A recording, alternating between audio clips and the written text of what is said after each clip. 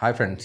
ప్రేమ ఇద్దరు మనుషులు దగ్గరగా ఉన్నప్పుడు మనం అనుకునేదే ప్రేమ అని చాలామంది అనుకుంటారు. కానీ నిజమైన ప్రేమ అనేది ఒక వ్యక్తి దూరంగా ఉన్నప్పుడు మనం వాళ్ళ గురించి ఫీల్ అయ్యేదే నిజమైన ప్రేమ. అలాంటి ప్రేమే ఈ తండేల్. ఇద్దరు మనుషులు 3 నెలలు కలిసి ఉండి 9 నెలలు దూరంగా ఉండే ఇద్దరు వ్యక్తుల జీవిత కథే ఈ తండేల్. చాలా సాఫీగా సాగిపోతున్న వాళ్ళ జీవితంలో ఒకే ఒక్క సునామీ లాంటిది ఒక సంఘటన జరుగుతుంది. ఆ సంఘటన వాళ్ళిద్దరి మధ్య దూరం ఇంకా పెంచుతుంది. జనరల్గా ఏంటంటే ఇద్దరు వ్యక్తులు ఒక జాలరి తప్పిపోయి పాకిస్తాన్లోకి ఒక బృందం అంతా వెళ్ళిపోతుంది. వెళ్ళిన తర్వాత ఏం జరిగింది అనేదే అసలైన కథ. ఇక పెర్ఫార్మెన్స్ విషయానికి వస్తే నాగ చైతన్య, సాయి పల్లవి ఇద్దరు పోటాపోటీగా పెర్ఫామ్ చేశారు.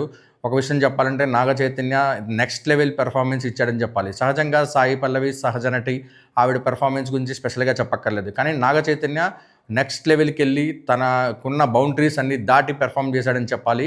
ఇక దర్శకుడు చందు మొండేటి ఈ సినిమాకి ఒక మంచి పాయింట్ అందుకున్నాడు.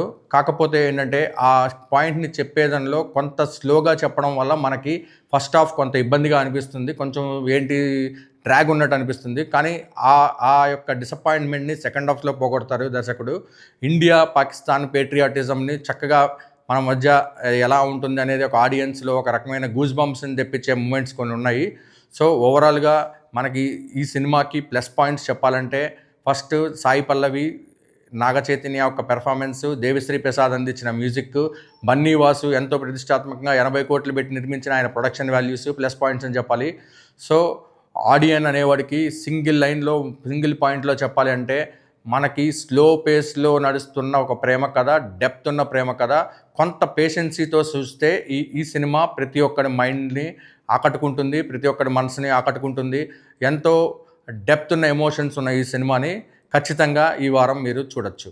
సో మనం ఇచ్చే ఈ సినిమాకి రేటింగ్ 3/5.